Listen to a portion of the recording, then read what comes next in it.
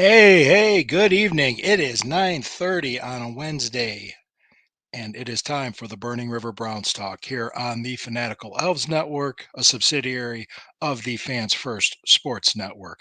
Thank you for joining me. I am Lou Marconi at L Marconi 251 on Instagram, at L Marconi 1973 on Twitter X. I appreciate you. We got some stuff to talk about. Yeah, Browns fans, great day today. Couple things happened. Well,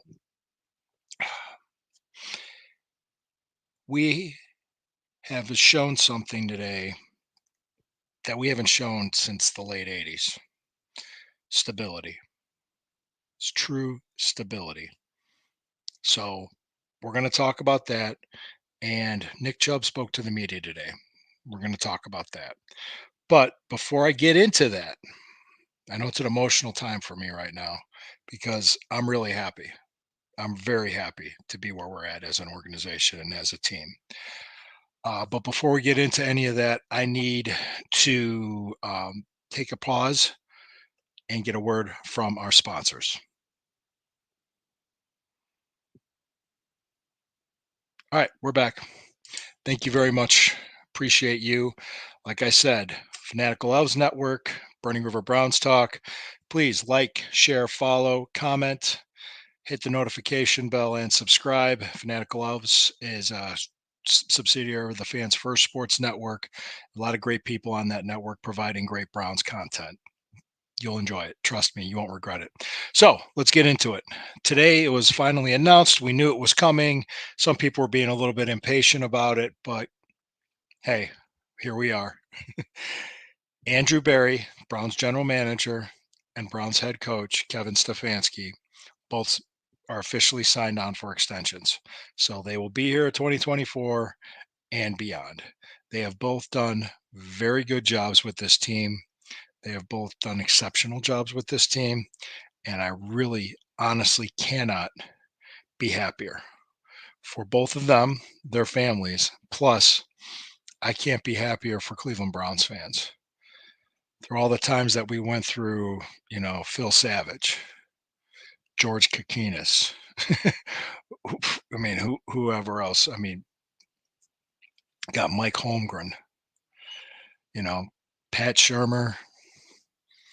I'm just naming names of coaches and GMs that just kind of just kept trudging through. And even John Dorsey. John Dorsey started bringing some stability to the organization, but I think what this shows is the growth of a lot of people in their roles. Because I think uh, Andrew Berry grew in his role as general manager, and I think Kevin Stefanski has grown in his role as a head coach. He's grown to the point now where I'm almost positive he is going to turn over the play calling duties to Ken Dorsey, which the play calling isn't as important as people think it is. It's important, but what really is the most important is the game plan and the play call sheet based on the situations. You can you can go through the play calling all you want, but to be honest, there's more to it than just that. There's a lot more to it than just that. And there could be you blame the play caller for the play not working when maybe somebody missed an assignment, a receiver ran the wrong route, or the quarterback made the wrong read. There could have been a lot of different things that went wrong besides the play that was called. So that's not a big deal. Anyway, I don't want to digress too much. But Kevin Stefanski grew as a head coach. I saw it since 2020, and I saw Andrew Berry grow as a general manager. Yeah, we signed like a practice squad safety today, Breezy. So great. It was a small deal. But this shows that I think I would also say Paul D. Podesta is going to get an extension as well. And you're seeing an organization with continuity and stability, something that we've envied for 2 decades, pretty much. Something where we had success. We have success with that stability and continuity. We didn't have that type of success. We had one good season with Phil Savage and Romeo Crennel, one, but then everything fell apart the next year.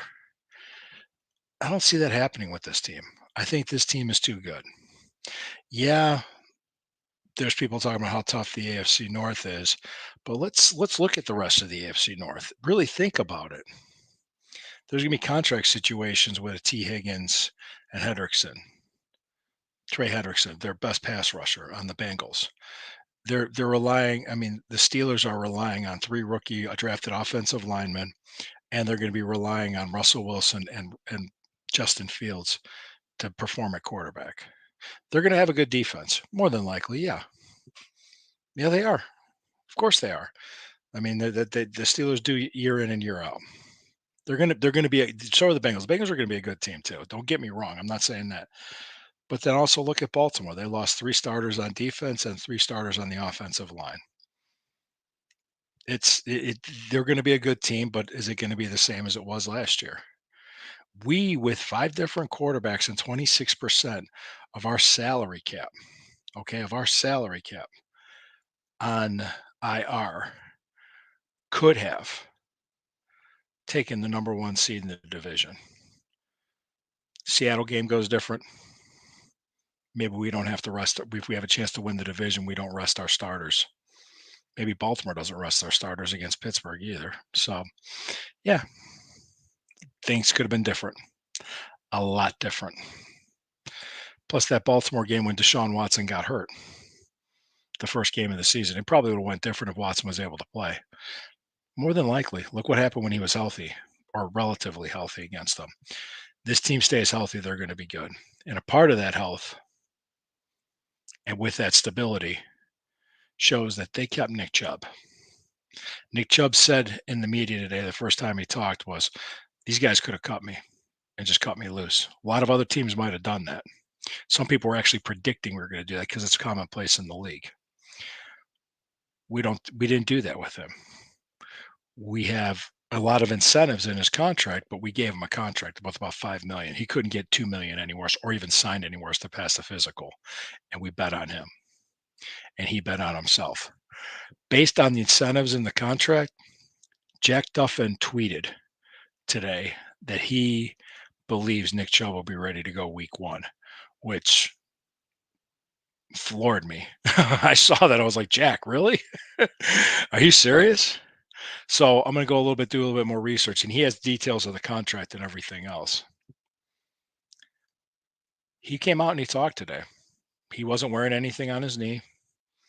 He wasn't practicing, but he was rehabbing, and he's been rehabbing. He's been in Berea every day, working his ass off to be ready as soon as possible to play. Anybody could do it. It would be Nick Chubb. Let's hope. And I told Jack Duffin, I quote tweeted him and said right at him. I said, Jack, I hope you're right. I honestly hope you're right. Love to have Nick Chubb week one playing against Dallas at home. This stadium will go crazy if that happens. And I wish Nick Chubb the quickest, best of health and speediest recovery. And I wish the Browns the best of health into this season because I think I'd like to see how far this team can go if it could stay relatively healthy. And I mean relatively healthy. It's hard in a 17-game season for any NFL team to be completely healthy, and it's almost impossible, especially a game that's rough as football. But let's keep in mind that it's a long season and it's a long way away. But I'm going to be doing an article coming up about Nick Chubb and how he could be back week one because Jack Duffin tweeted it and he's basing it on his contract. If he starts out the season on pup, his contract could be worth half of what it was signed for. So maybe when Nick Chubb signed that contract, he was betting on being back week one and being ready to go. That would be interesting. It's 3 months away. So why not? Let's talk about it. Let's think about it. We got nothing else to do. People, this is a great day for Cleveland sports. Very great day. And I mean that. What we have is a stable organization with continuity that's going to start winning consistently. Enjoy it. We went through all that garbage for 20 years. Now we have it. All right. It feels great. It really does. And I want each and every one of you to remember when the river burns, it always burns brown and orange. I will see you tomorrow night. And I probably be on the Fanatical Elf show with Johnny Cleveland and the rest of the crew. Hey, guys, have a great night. Thank you.